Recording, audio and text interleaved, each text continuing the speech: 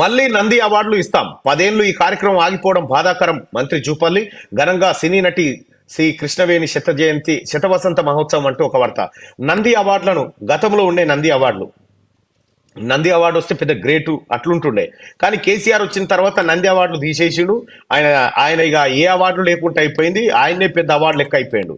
ఇక కేసీఆర్ ఈ ఒక అవార్డు అయితే తయారు చేయాలి. తెలంగాణ రాష్ట్ర ప్రభుత్వం తయారు చేసి ఏంటంటే నంది అవార్డుల ప్లేస్లో కేసీఆర్ అవార్డు అని తయారు చేసి జిల్లాకు ఒక ఎంపిక చేసి ఏతులు కొట్టేటోడు ఉంటే వానికి ఇచ్చి అబద్ధాలు చెప్పేటోనికి నంది అవార్డు లెక్క ఈ కేసీఆర్ అవార్డు ఒకటి ప్రకటిస్తే సరిపోతుంది.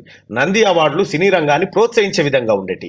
కానీ సినీ రంగాన్ని కంప్లీట్గా కల్వకుంట్ల చంద్రశేఖరరావు, అలాగే డ్రామారావు, హ్యాపీరావు వీళ్ళు తమ గుప్పిట్లో పెట్టుకొని ఈ సినిమా వాళ్ళు కూడా అక్కినేని నాగార్జున, ఆ తర్వాత ఇంకో కొంతమంది ఏషకాళ్ళు ఎవరైతే ఉన్నారో ఈ కేసీఆర్ కు భజన, రాము యూ డిడ్ గ్రేట్ జాబ్ ఇవన్నీ బంద్ చేయరు. మీరు తమాషా చేయకురి. ఎందుకంటే తెలంగాణ రాష్ట్రంలో ఉన్నారు ఇప్పుడు.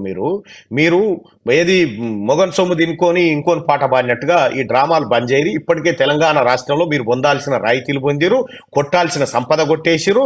నీ ఎన్కన్వెన్షన్ అక్రమ కబ్జా ఏమైపోయింది ఇవన్నీ కూడా మనం మళ్ళీ త్వరలోనే చూసుకుంటాం.